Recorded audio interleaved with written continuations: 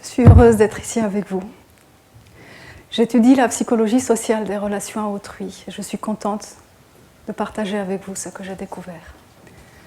Combien d'entre vous ont une relation amoureuse ? Explorez à l'intérieur de vous-même. Vous est-il déjà arrivé de vous sentir obligé de faire quelque chose pour autrui, éventuellement pour votre partenaire ? De vous inquiéter du regard qu'on portait sur vous ? Se voir à travers le regard des autres peut être exaltant, mais peut aussi être destructeur. C'est un outil de contrôle beaucoup plus puissant et fréquent qu'on ne le pense. Si des personnes parmi vous dans cette salle ont déjà vécu ça, sachez que vous n'êtes pas seul. Votre voix et votre regard sont un super pouvoir. Vos sentiments sont légitimes et vos actions peuvent changer le monde. Je vais vous faire une confidence.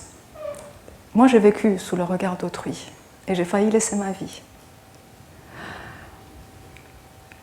Je vais vous dire comment ça se passe et aussi comment reprendre votre pouvoir d'agir. Il y a quelques années, j'ai rencontré un homme qui semblait merveilleux. Moi, réfugiée en France, d'un pays totalitaire de l'Europe de l'Est, son aisance m'impressionnait. C'était quelqu'un d'une intelligence brillante. Quelqu'un qui inspirait la sympathie, qui était sûr de soi, qui avait l'art de convaincre. Il m'a fait découvrir ses auteurs préférés, qui stimulaient ma réflexion. Il m'a présenté à ses amis, à sa famille. Il me traitait comme une princesse. Petit à petit, j'en suis tombée amoureuse.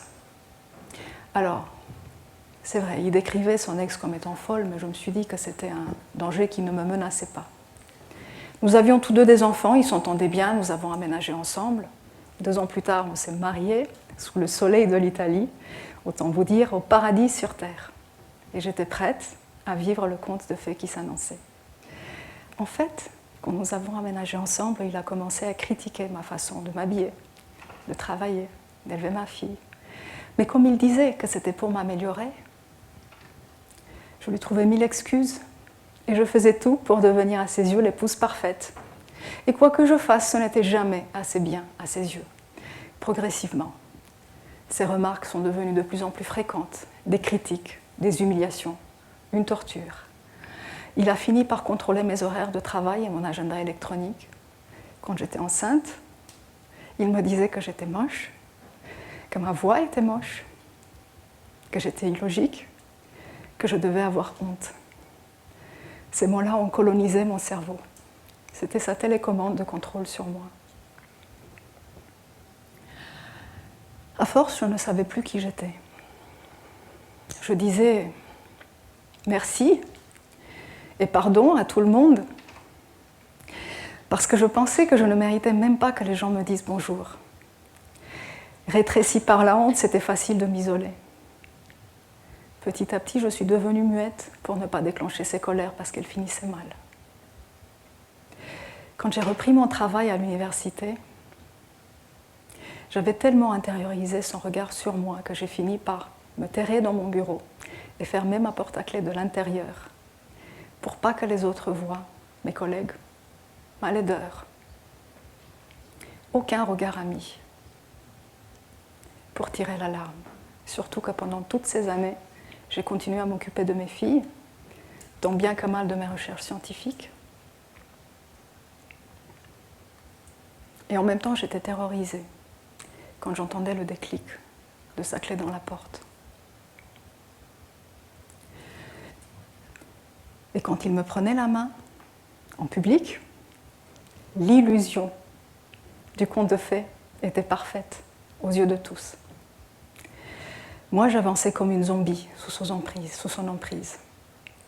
J'étais terrorisée que tout ce que j'avais construit s'écroulait, terrorisée aussi que si je partais, il allait se venger, ça allait empirer, que j'allais me retrouver avec mes filles à la rue.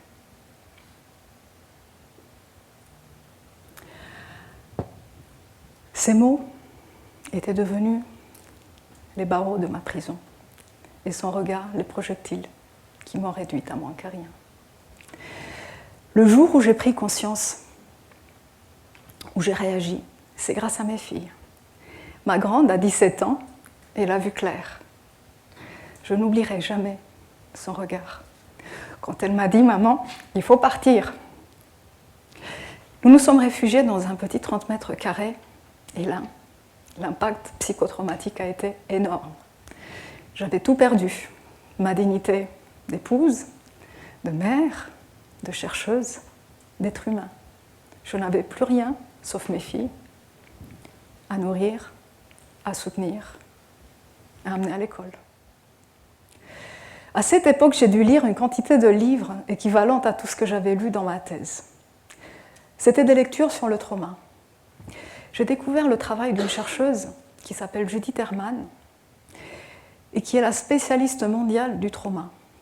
Herman a analysé des milliers de cas de trauma, allant de la guerre à l'emprisonnement, aux camps de concentration et d'extermination nazis, aux abus sur les enfants, aux violences au sein du couple. Elle a trouvé que dans toutes ces situations de captivité, par le contrôle qu'il prenait sur elle, l'auteur des abus devenait la personne la plus puissante de la vie de la victime et que la psychologie de la victime était entièrement façonnée par les actions et les croyances de l'auteur.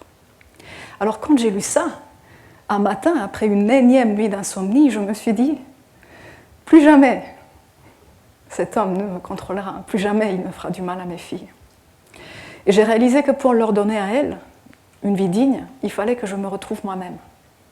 Or j'étais seule. Pendant toutes ces années, il avait réussi à m'isoler. Alors qu'est-ce que j'ai fait ? 1000 choses, mais je vais vous y en dire 3. La première, c'est que j'ai réuni une équipe de spécialistes d'élite qui ont cru en moi plus que moi-même. Pendant 2 ans, j'ai vécu de leur confiance et de celle de mes filles. La deuxième, c'est que je les ai vus chaque semaine. Je me suis rassemblée pièce par pièce. J'ai étudié les mécanismes de sortie de l'emprise. J'ai repris mon activité physique, un repos, une nutrition saine. J'ai rééquilibré ma charge de travail. La troisième, c'est que j'ai investi en moi-même. J'ai mis 3 ans pour me relever. J'ai mis en place un programme mental et d'action pour me relever. Jour après jour, j'ai combattu l'impact dévastateur du psychotrauma. Jour après jour, j'ai failli laisser ma vie. Mais jour après jour, j'ai désintoxiqué mon cerveau et jour après jour, j'ai retrouvé courage, confiance et clarté. Si vous êtes senti intimidé par le regard d'autrui, si vous l'avez vécu ces derniers mois, celles et ceux d'entre vous qui l'ont vécu il y a des années, celles et ceux d'entre vous qui le vivent aujourd'hui, je suis là pour vous dire que je ne serais pas la femme que je suis si je n'avais pas appris tout cela de ma survie. Et que vous aussi, si vous êtes prêts à investir en vous-même, un jour vous serez là, à ma place, à dire aux autres comment vous avez fait. Cette expérience a façonné ma vision et transformé totalement mon travail. J'ai eu la chance de faire une thèse en psychologie sociale avec un mentor, un penseur immense, Serge Moscovitch.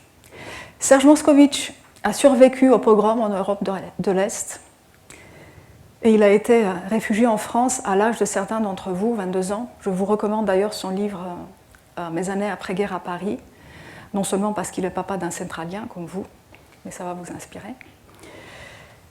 Et Serge Moscovitch s'intéressait au changement. C'est celui qui a donné la parole aux marginaux, qui a saisi l'impact de la parole des marginaux. Et marginaux, nous le sommes toutes, nous le sommes tous, quand nous parlons vrai, à contre-courant des autres, quand nous disons notre vérité. Il nous disait que dans l'histoire des sociétés, les grands changements arrivent souvent par les outsiders, par les désobéissants, par les groupes extérieurs au courant dominant. Il étudiait les luttes féministes, et le Civil Rights Movement. C'est les luttes des Afro-Américains pour en finir avec la ségrégation raciale. Comment avait-elle pu émerger et transformer la société en profondeur alors qu'elles étaient minoritaires et n'avaient ni l'autorité ni la confiance des majorités? Ces recherches ont montré que le changement a lieu parce qu'une minorité déclenche un processus de conversion des autres à son point de vue. Cette conversion est capable de transformer les perceptions profondes des sociétés.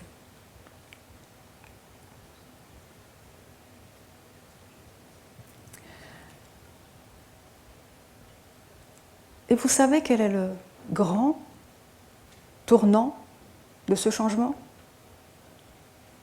Il est à l'intérieur même des personnes. C'est ce moment précis où elles, qu'on a traitées comme marginales par rapport au code social d'un autrui dominant, se revendiquent comme minorité active, affirment leur propre code et le proposent aux autres comme alternative. Alors, d'objets d'autrui, elles deviennent sujets d'elles-mêmes. Dans mon cas, ce processus a pris 3 ans. Les mouvements antiracistes avancent sur des dizaines d'années. Les féministes ont fait bouger les lignes depuis des décennies. On est sur des temporalités longues. Mais à force d'investissement, de visibilité, d'autonomie, de persévérance, on peut changer le monde. Oser être soi, c'est déjà faire changer les autres. C'est ce que font les minorités actives. Affirmer qui nous sommes, oser se lever, oser dire non, ça change la vie de quiconque s'est senti dominé par le regard d'autrui. Et je peux vous le dire, quand vous le faites, vous vous retrouvez vous-même, vous rayonnez de l'intérieur. Oser être soi, oser s'exposer au regard des autres. Quand nous sommes capables de le faire tel que nous sommes, la chercheuse Brené Brown, qui est spécialiste de la vulnérabilité, pense que nous sommes capables de mieux nous connecter aux autres. Nous osons plus et nous menons des vies plus heureuses.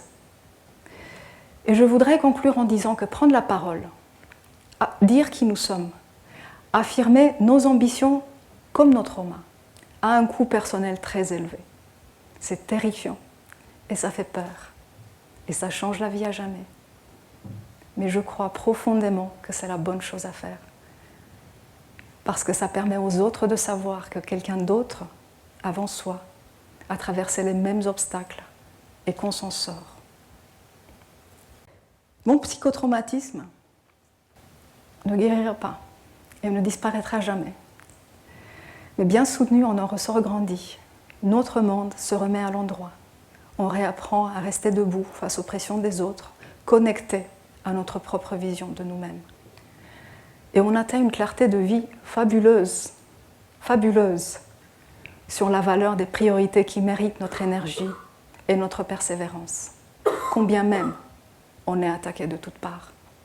Et ça nous concerne tous.